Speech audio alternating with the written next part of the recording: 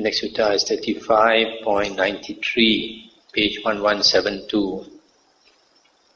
The Buddha said, monks, consciousness comes to be in dependence on a diet, on two things like a diet, dual.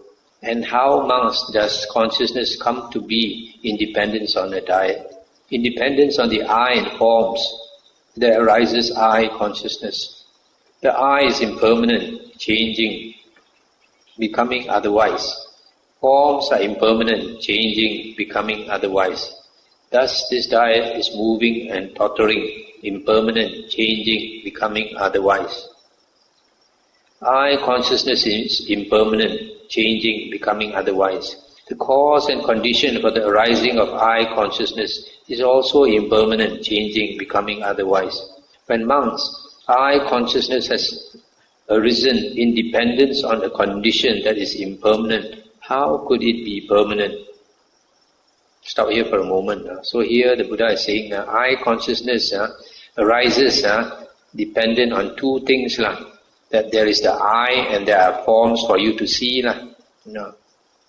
So since I consciousness depends on the I and the forms, and these two things are impermanent, so the I consciousness being dependent on impermanent things, so the I consciousness is even more impermanent since it depends on impermanent conditions. The meeting, the encounter, the concurrence of these three things is called eye contact. Eye contact too is impermanent, changing, becoming otherwise. The cause and condition for the arising of eye contact is also impermanent, changing, becoming otherwise. When monks, eye contact has arisen in dependence on a condition that is impermanent, how could it be permanent? Contacted monks, one feels. Contacted, one intends. Contacted, one perceives. Thus these things too are moving and tottering, impermanent, changing, becoming otherwise. In other words, once you have contact at the eye base, then feeling arises, and then intention arises, perception arises, all this. Similarly, in dependence on the ear and sounds, there arises ear consciousness. In dependence on the nose and smells, there arises nose consciousness.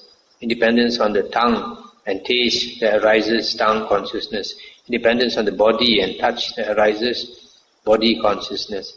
In dependence on the mind and thoughts, there arises mind consciousness. And these sense bases are impermanent, changing, becoming otherwise. And the sense objects are also impermanent, changing, becoming otherwise. So the consciousness that arises is also impermanent, changing, becoming otherwise. The cause and condition for the arising of the sixth sense consciousness is also impermanent, changing, becoming otherwise. When monks, the sixth sense consciousness has arisen in dependence on conditions that are impermanent, how could they be permanent? The meeting, the encounter, the concurrence of these three things is called contact. Contact too is impermanent, changing, becoming otherwise.